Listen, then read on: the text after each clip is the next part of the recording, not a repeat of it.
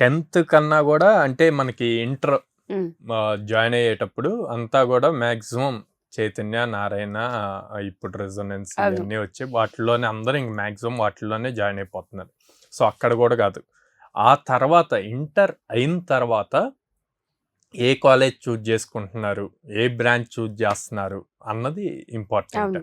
వేరే స్టేట్కి వెళ్ళి ఆ పర్టికులర్ యూనివర్సిటీలో జాయిన్ అవ్వాలి. ఉమ్, వాళ్ళ అబ్బాయి వెళ్ళి అక్కడ జాయిన్ అయ్యాడు, అక్కడ చదివాడు, యూనివర్సిటీ ప్రెస్టేజెస్ వచ్చాయి. యూనివర్సిటీస్ వాళ్ళ ప్రమోషన్స్ కూడా అట్లాగే ఉన్నాయి. ఉమ్, 100% ప్లేస్మెంట్.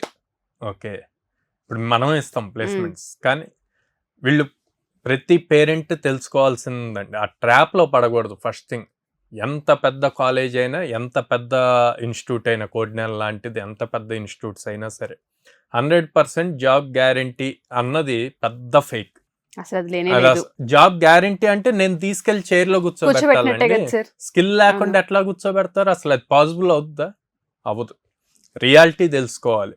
సో అట్లాంటి ఏమైనా ఉంటే గనక స్కిల్ ఎంత ఉంది, స్కిల్ ఎంతవరకు ఇంపార్టెంట్ అన్నది తెలియాలి.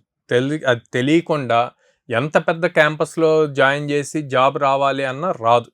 ఓకే, ఆ అపోహ నుంచి బయటికి రావాలి.